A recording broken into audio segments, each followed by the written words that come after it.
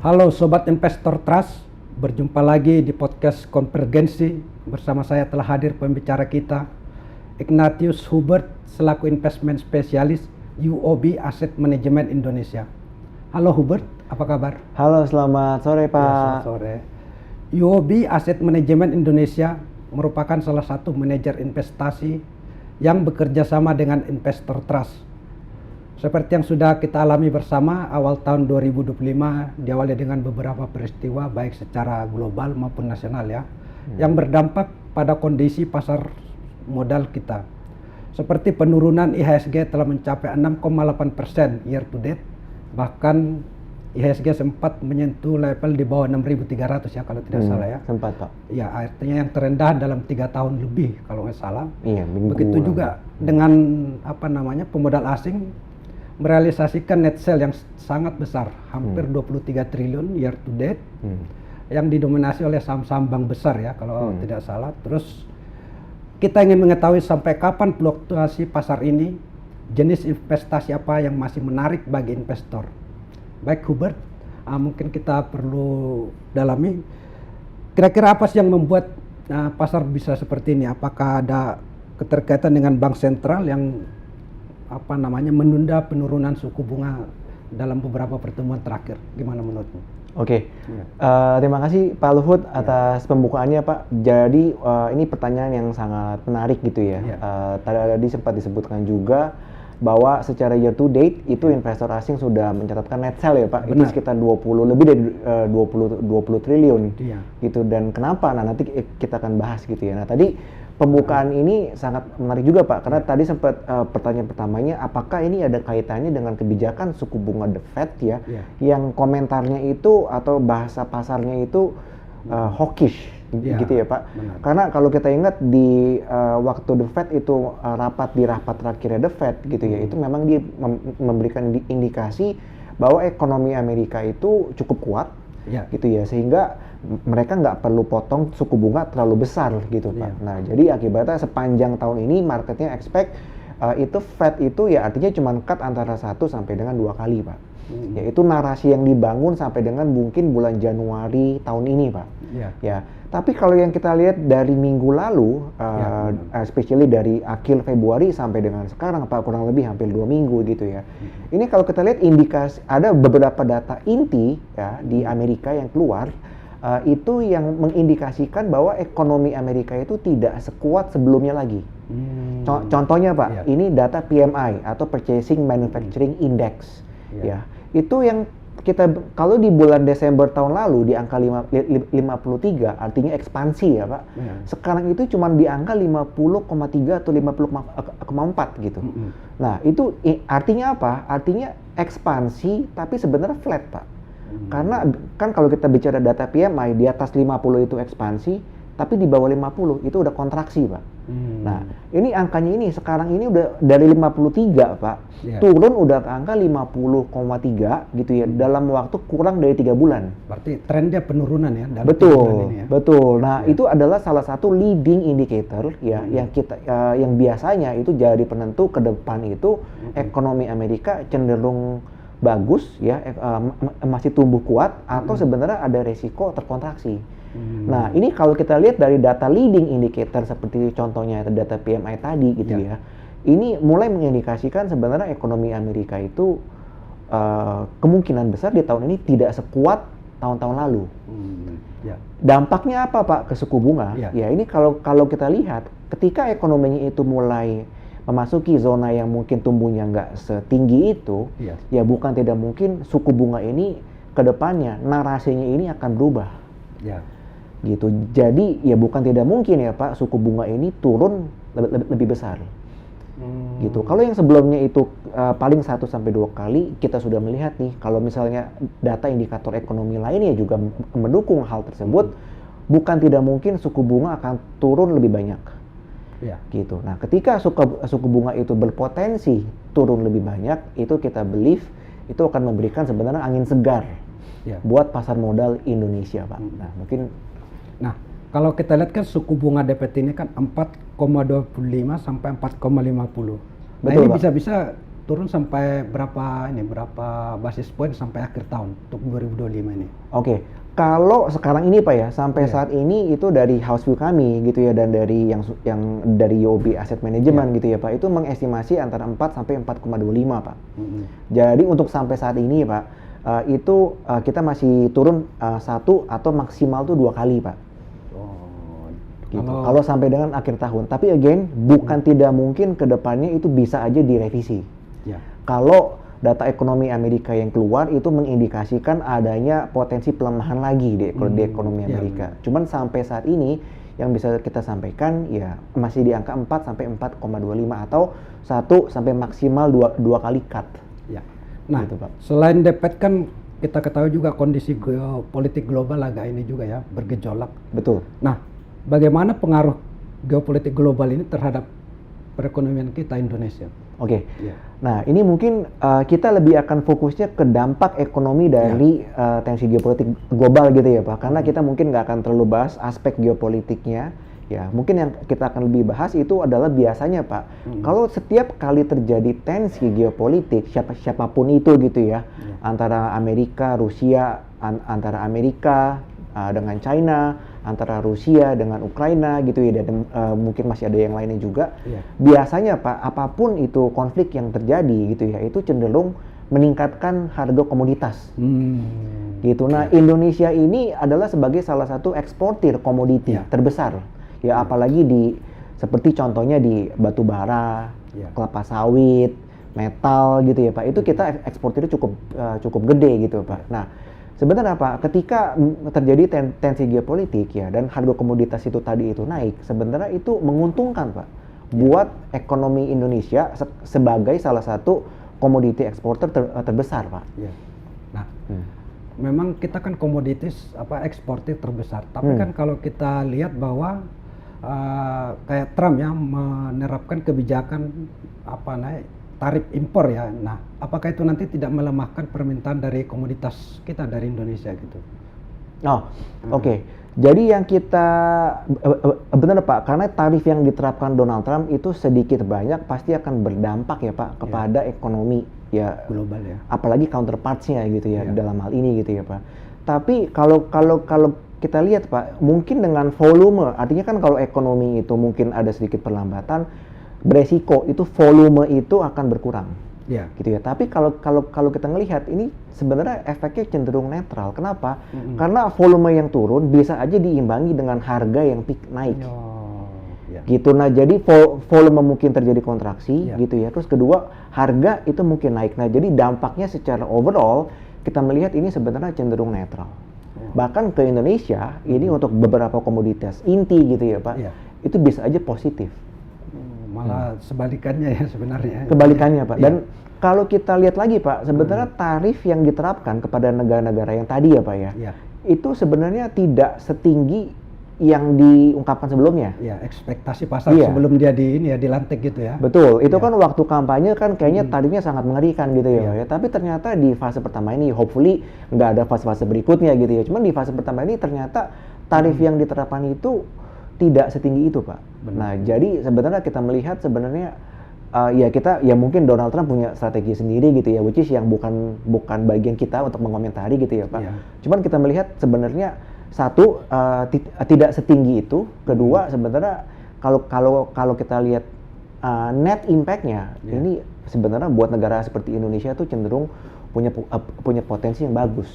Justru sebenarnya jadi positif ya. Jadi angin segar Pak. Iya benar, karena kan di luar ekspektasi pasar sebelumnya ya. Betul.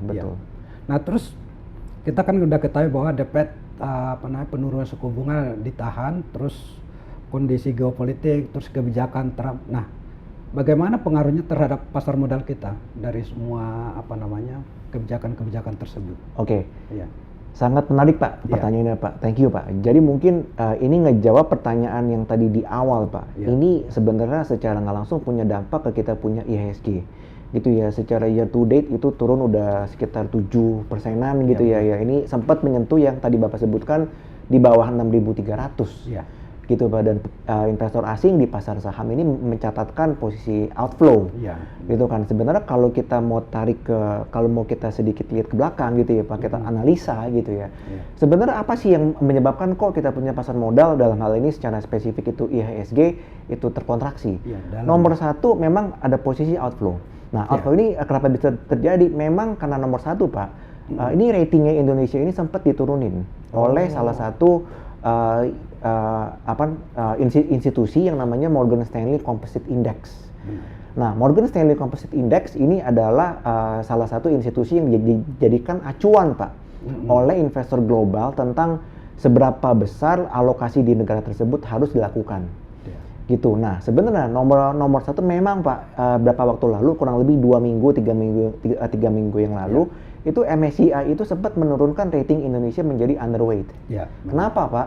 Nah, ini sebenarnya kalau kita lihat lebih dalam, bukan karena faktor fundamental Indonesia, tapi sebenarnya apa yang mendorong Indonesia itu diturunin ya Pak, atau dikurangi porsinya di MSCI, itu sebenarnya lebih karena faktor eksternal. Rembatannya ke Indonesia. Betul. Apa? Salah satunya adalah Cina, Pak.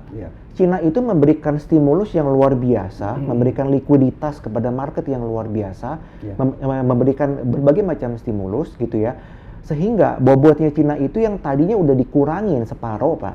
Ya, kalau kita ingat 3 tahun yang lalu MSCI bobotnya Cina itu 40%, sekitar lah Pak ya.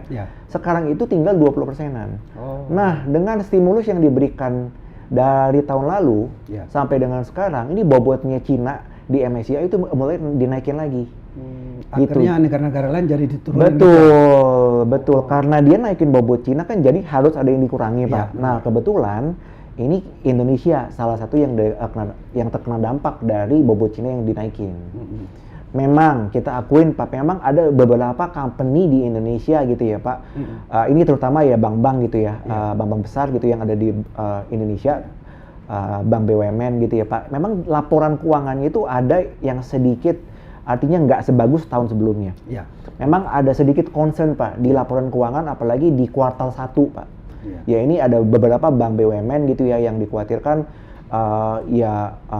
potensi pertumbuhan labanya itu nggak bisa sekencang tahun lalu. Memang ada Pak. Tapi kalau menurut kita sekarang ini harga yang valuasi sekarang ini Pak, apalagi valuasi perbankan gitu ya, udah berada di level yang sangat atraktif gitu ya, dan sebenarnya sudah mengakomodir kekhawatiran tadi Pak. Sudah terefleksi gitu ya. Sudah terefleksikan di harga yang sekarang itu, di valuasi ya Pak, di harga dan valuasi yang sekarang itu ada. Belum lagi potensi dividen ya, karena kan kita ketahui bank-bank besar ini menawarkan yield dividen yang sangat besar ya. Betul Pak, betul. Nah, salah satu dampak dari harga yang turun itu kan secara langsung dividen yieldnya naik Pak. Dengan asumsi misalnya net profitnya dia flat aja gitu ya. Dengan asumsi net profit dia flat aja, dividen yieldnya itu flat, harganya turun. Artinya kalau kita convert, artinya dividen rasio itu bisa naik. Nah, ketika bank-bank seperti ya bank-bank BRI, BNI, Mandiri gitu ya, itu kan semua bank-bank terbesar, fundamentalnya kuat, gitu kan ya. Kalau kita lihat dengan dividen yield yang sangat menarik, otomatis itu juga kalau kita lihat sih it's a matter of time kapan itu akan rebound. Tapi tadi kan kita ketahui bahwa investor asing ini keluar ya dari bank-bank ini, padahal di sisi lain dia potensi valuasinya sudah murah dan yield dividennya tinggi. Nah, apakah ini hanya semata faktor yang tadi MSCI atau ada kekhawatiran lain? Tadi nomor satu memang ada dampak dari MSCI, karena biasanya ketika MSCI di-cut itu yang kena dampak immediate impact-nya itu ke big cap Pak, dan big cap itu kan di Indonesia majority masih perbankan ya Pak, ya kan. Banking sektor itu kurang lebih berkontribusi sekitar 30%-an ya dari IHSG. Nah, jadinya ketika ada bobot MSCI itu diturunin, pasti banking kena impact. Memang ada beberapa one-off ya Pak, one-off cases gitu ya, kayak seperti di BRI gitu ya, tiba-tiba di bulan Januari provisinya itu meningkat gitu ya. Tapi kalau kita melihat justru dengan BRI yang melakukan provisi yang lebih tinggi di awal tahun ini, itu dia melakukan istilahnya itu front loading Pak. Justru kalau saya melihat itu adalah corporate action yang sangat berani ya Pak, yang dan sangat prudent. Yang dilakukan oleh manajemen BRI, karena dia istilahnya Pak, dia tahu mungkin kedepannya itu Indonesia itu mungkin akan mengalami beberapa challenges gitu ya. Nah, dia udah bukukan itu Pak di awal tahun. Jadi sehingga dia Gitu. tidak akan menderita lagi di Betul, bulan-bulan berikutnya gitu betul. ya. Kalau kita tahu besok itu ada hujan, ya kita siapin payung Iya. dulu, kita siapin jas hujan dulu, Pak. Nah, Benar. itulah yang dilakukan oleh manajemennya BRI sebenarnya, Pak. Justru kalau saya melihat, ini adalah langkah yang sangat prudent yang dilakukan oleh manajemen BRI, Pak. Oke. Gitu. Jangan nanti udah hujan dulu, Iya. banjir dulu gitu, jangan, Iya. Pak. Nanti jadi sebelum banjir, sebelum hujan gitu ya, kita siap-siap dulu gitu, Pak. Benar. Ya. Itu sih. Nah, dengan kondisi seperti ini, kira-kira strategi diversifikasi portofolio bagaimana yang harus kita terapkan sebagai investor? Nah, jadi kalau kita bicara strategi diversifikasi portofolio, Ya. memang diversifikasi itu sangat penting untuk dilakukan di saat-saat seperti ini gitu Pak. Apalagi tadi dengan dinamika geopolitik yang ada gitu ya. Kan kita nggak akan berdebat antara Amerika dan Cina dan Rusia dan siapapun gitu ya yang akan menang Pak. Ya. Karena sangat sulit gitu ya untuk Kita tidak mengetahui. bisa mengubah mereka. kan? Betul, kita nggak bisa mengubah dinamika yang ada. Ya. Makanya itulah diperlukan yang namanya Strategi. strategi Ya. dan salah satu strategi yang paling cocok di saat seperti ini itu adalah melakukan diversifikasi baik secara geografis maupun secara aset kelas Ya. gitu. Nah, jadi contohnya ya Pak, sekarang ya kita diversifikasi gitu ya. US teknologi stock itu mungkin lagi relatif mahal. Jadi mungkin apa yang murah? Ya misalnya seperti kayak China stocks itu juga sekarang ini relatif menarik. Ya. Secara aset kelas Pak, artinya kita nggak terpaku aja di equity. Kita juga punya misalnya bagian dari kita punya portofolio yang yang diinvestasikan itu di aset kelas yang lebih moderat atau konservatif. Jadi misalnya ketika terjadi volatility yang lebih tinggi, kita punya tabungan nih Pak.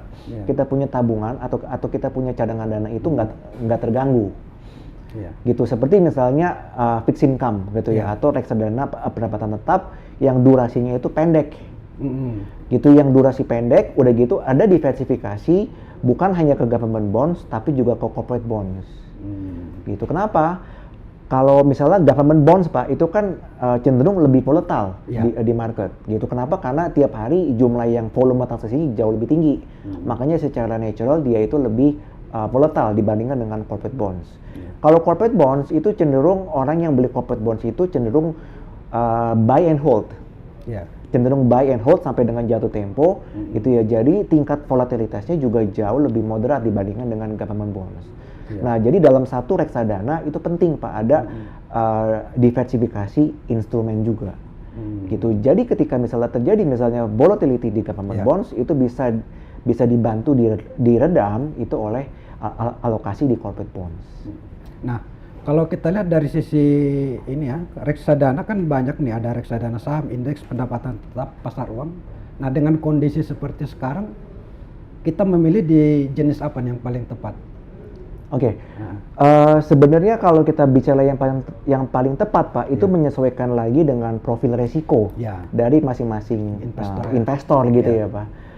Cuman intinya satu Pak, selain daripada kita mesti melihat kondisi di dinamika pasar yang ada, dua kita juga mesti melihat ini sebenarnya dana itu dana untuk jangka pendek, jangka menengah atau jangka panjang. Kalau yang untuk jangka panjang Pak, kita tetap rekomendasikan reksadana indeks saham ya yang berorientasi big cap gitu atau yang market kapitalisasinya besar gitu. Kenapa? Karena saat ini walaupun ke depannya kita tidak bisa hindari ya Pak yang namanya tingkat volatilitas, tapi valuasi big cap index gitu ya itu udah sangat menarik Pak. Gitu dan yang tadi sempat saya bilang di awal bahwa sebenarnya kekhawatiran pasar terhadap beberapa emiten yang big cap ini itu sudah tercerminkan di harga yang saat ini. Ya jadi mungkin kalau bisa dibilang tuh the worst is behind us. Gitu. Itu Pak. Nah jadi buat dana idle yang jangka panjang Pak, untuk saat ini valuasi yang big cap index gitu ya, itu sangat menarik untuk dipertimbangkan. Tapi again karena ya kita sarankan ini emang buat dana yang jangka panjang Pak. Gitu. Kalau untuk yang jangka pendek, untuk yang dana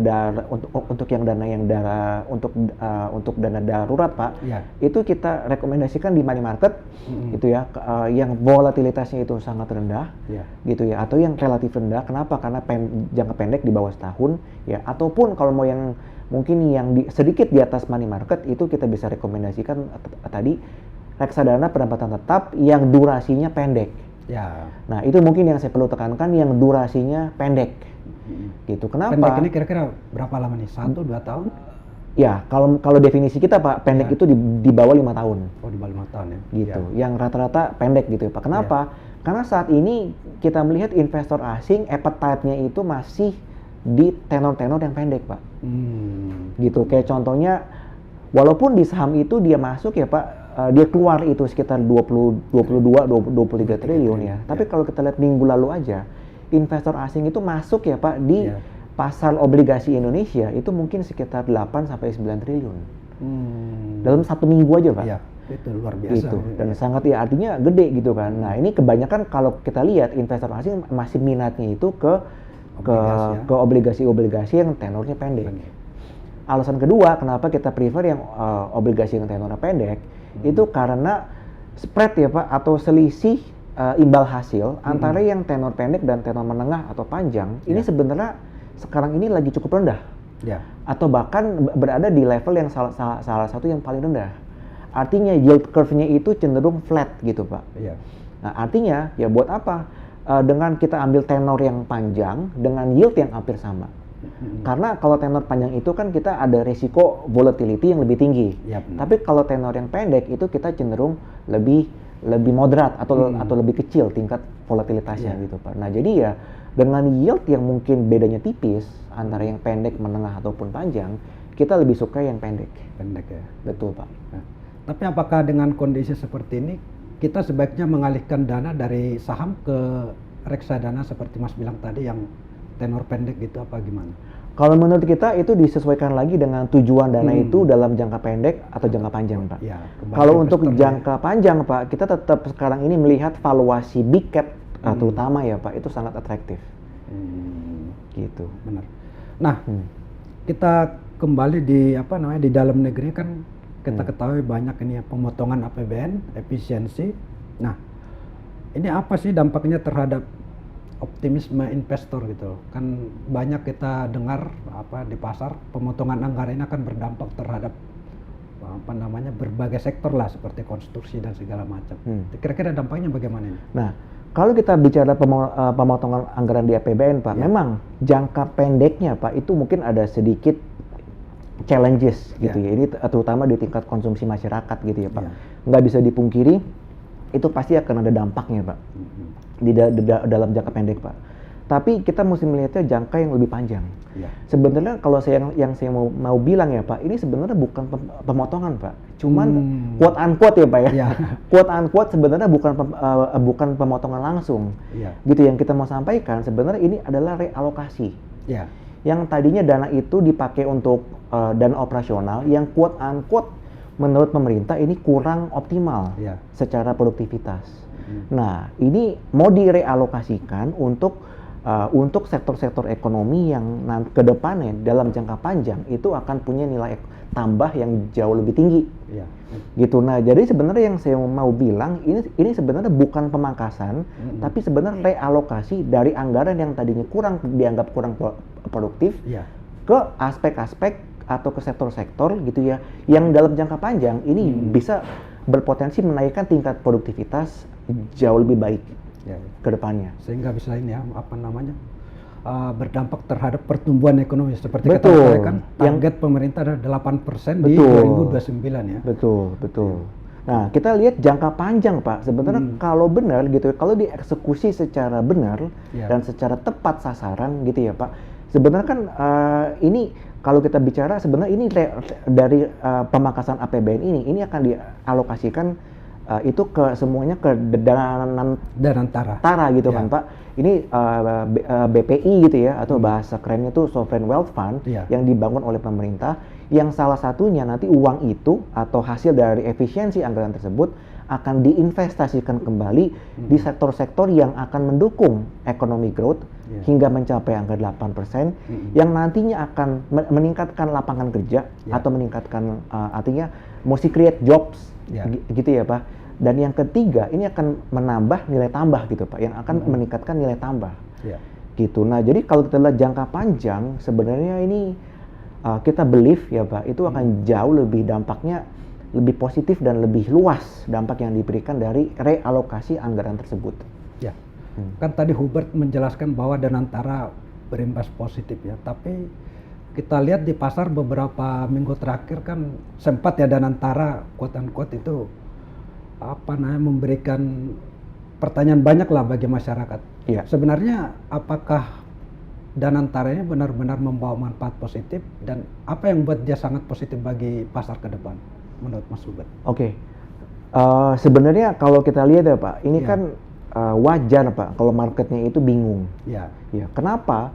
Karena ini the first time, ini pertama kalinya Indonesia itu mendirikan badan pengelola investasi seperti Danantara. ya. Apalagi Gitu, sebesar dan itu ya. secara size gitu ya, itu gede banget ya. Itu bisa ditargetkan mencapai lebih dari 900 miliar dolar Pak. Benar. Ya, ini menjadikan Danantara ini salah satu sovereign wealth fund terbesar yang ada di dunia. Ya. Gitu, dan ya jadi ketika ini bayi yang langsung gede gitu Pak, ibaratnya gitu ya Pak. Jadi ketika misalnya ini tiba-tiba ada satu institusi di Indonesia yang segitu besar, wajar kalau market ini agak bingung.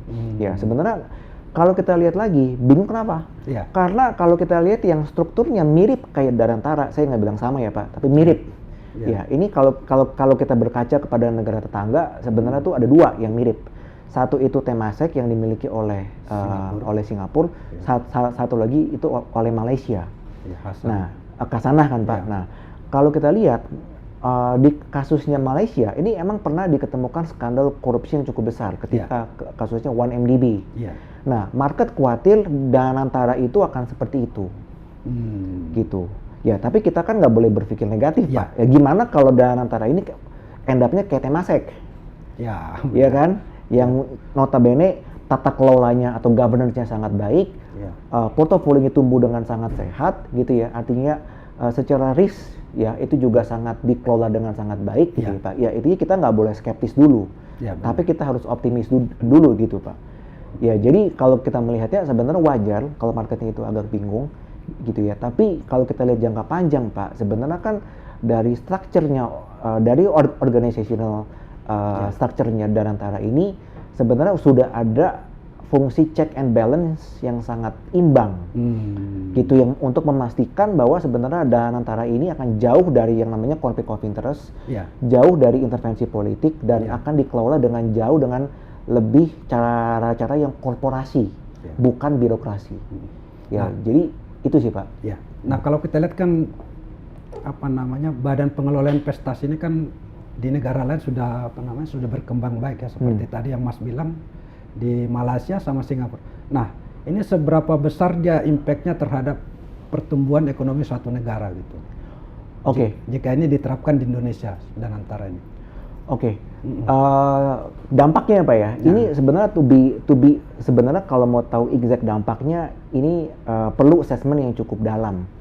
Gitu kan Pak. Cuman kalau kita lihat aja total dana kelolaannya Danantara ini kan 900 billion US dollar ya Pak. Memang di awal-awal ini mungkin akan dana yang akan disuntikin itu bertahap Pak.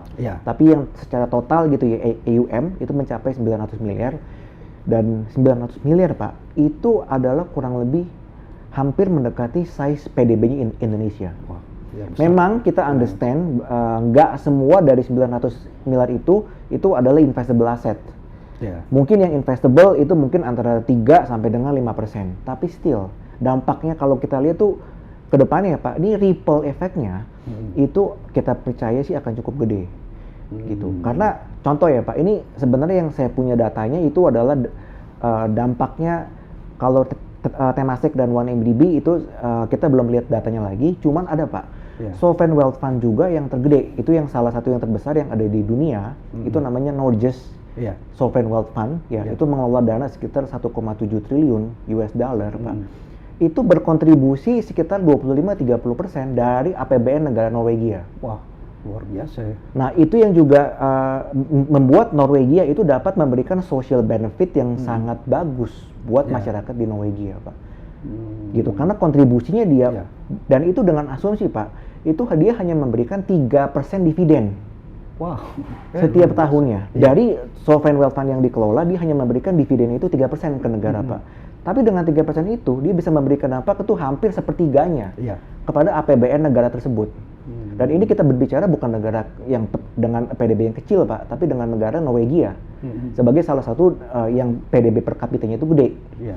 Gitu. Nah, kita harapkan juga nanti ya dana Nantara juga in the long term Pak itu dapat memberikan dampak yang positif dan nggak ece-ece Iya, dan nggak kaleng-kaleng gitu Pak.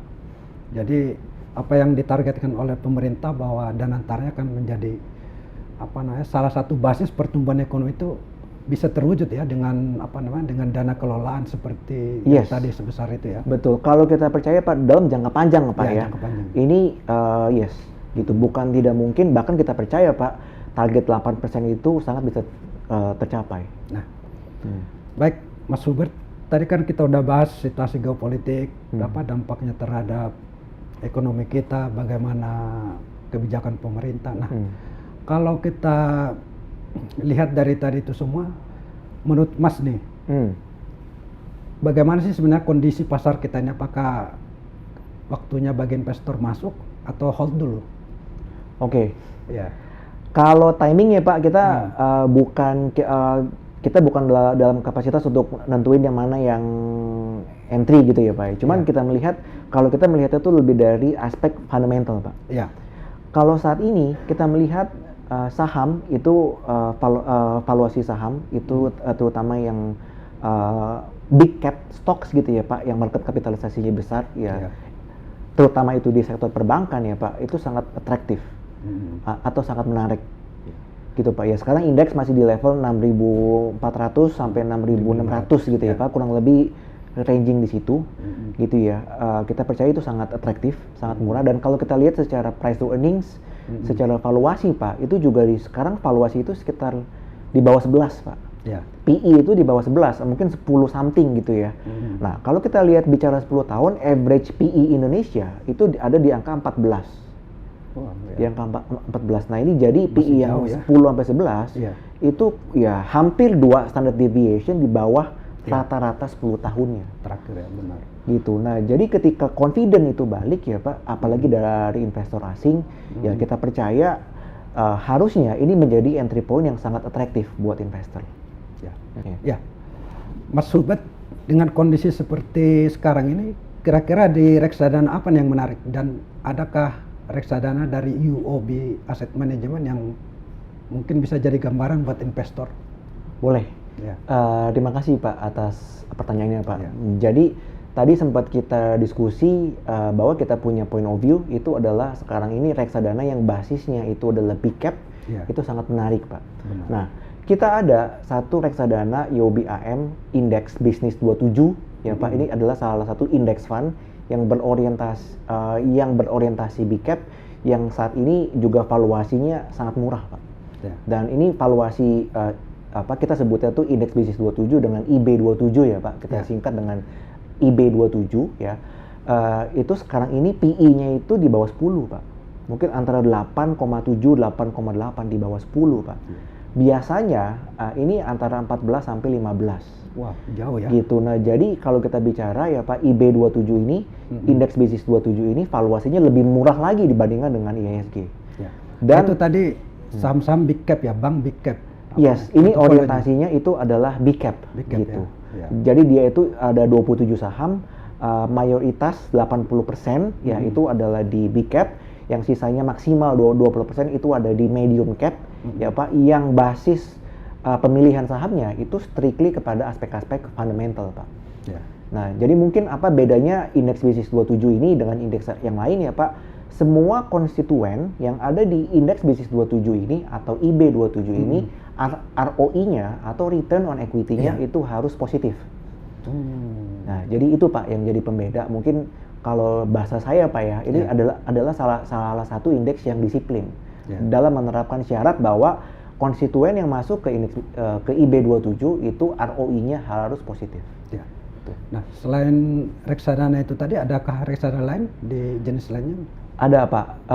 Jadi saat ini kalau menurut kita pasar obligasi itu juga cukup volatile dan kita lebih suka obligasi yang pendek, dan jika itu dikelola dalam satu portofolio, kita sarankan ada diversifikasi antara porsi government bonds ya untuk likuiditas dan ada porsi corporate bonds. Ya, kita ada nama reksadana yang namanya UOB AM Dana Membangun Negeri. Ya. UOB AM Dana Membangun Negeri, atau kita singkat itu dengan UDARI, Pak. Ya, ini UDARI ini juga cukup menarik ya, dia membagikan dividen setiap bulannya. Ya, tenornya itu juga average ya Pak, itu rata-rata di sekitar 2 tahun aja. Ya, dan ada diversifikasi porsi antara government bonds dan corporate bonds. Ya. Gitu. Itu apa? Untuk meminimalisir volatilitas, tapi tetap memberikan tingkat imbal hasil yang atraktif. Iya, sebenarnya kita di UOB Asset Management itu bukan hanya punya 2 produk yang tadi Pak, kita punya ada 7 atau 8 produk gitu ya, yang semuanya bisa Sobat Investor Trust cek di website kami di uobam.co.id. Demikian perbincangan kita dengan Ignatius Schubert, bahwa menurut gambaran Mas Ignatius tadi bahwa pasar tetap optimis, bahwa untuk jangka panjang outlook masih tetap positif. Sampai jumpa di podcast konvergensi selanjutnya. Terima kasih buat Mas Schubert. Oh, terima kasih Pak. Terima kasih atas undangannya Pak.